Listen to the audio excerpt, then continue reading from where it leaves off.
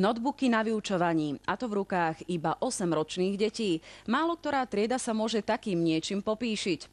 Pre druhákov zo základnej školy v Trstenej je to každodenná realita, no my sme sa na tieto novinky na laviciach druhákov pozreli aj z inej stránky.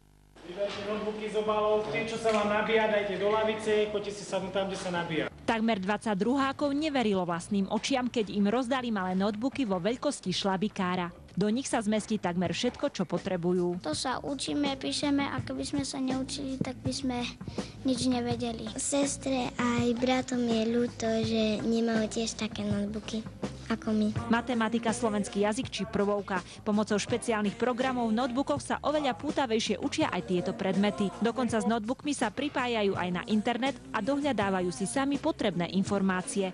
V notebooku majú aj hry, ale iba ako odmenu. Na svojvoľné nahrávanie programov a nepovolené hry sú detské počítače zablokované. Myslím si, že môžeme smelo povedať, že to asi jediné deti na svete, alebo určite jedný z mála, ktoré majú svoje vlastné notebooky v tom veku, ktorý máte možnosť vidieť v tejto triede. Je to pilotný projekt a vlastne zatiaľ je len do konca tohto školského roka. Našou úlohou je vychytať chyby a vytvoriť takú metodiku, či je to pozitívne alebo negatívne zavádzať to do školstva. Čo sa týka výukových programov, tak je to ono dosť náročné, lebo tí deti vlastne musia rozmýšľať, musia pracovať a tam oni nebudú vládať ani tak dlho. Tam pritom sedieť ako pri hrách, čo je už iná parketa, iná vec a tam skôr vznikajú tie závislosti. Triedny učiteľ im aj po škole môže posielať internetom domáce úlohy. Keď urobím domácu úlohu, pošlem to internetom učiteľovi. Mám nad nimi skoro, dá sa povedať, absolútnu kontrolu. Cez program Hamachi sa dokážem dostať do ich plochy, či sú doma,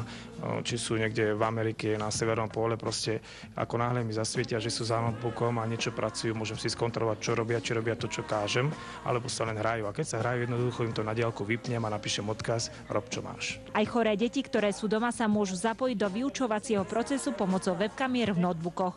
No a zdá sa, že tieto pomôcky si s deťmi užijú kadečo. Spadol mi notebook na zem, lebo som nevedela, potiahla som myšku, ale šťastie ešte žije. Určite to nemá nahradiť klasickú výuku, písanie a podobné veci. Má to byť len pomôcka. Toto nie je len vyučovanie s notebookom, je to kombinácia notebooku a klasickej učebnice, čiže striedame úvodnú hodinu. Tie notebooky sa nepoužívajú stále 45 minút, treba na tej hodine sa používajú 10 minút, 15 minút, niekedy sa nepoužijú vôbec. Predpokladá to, aby to dieťa už malo ovládané vlastne písacie návyky, určitú vyvinutú grafomotoriku, čítať by už malo vedieť.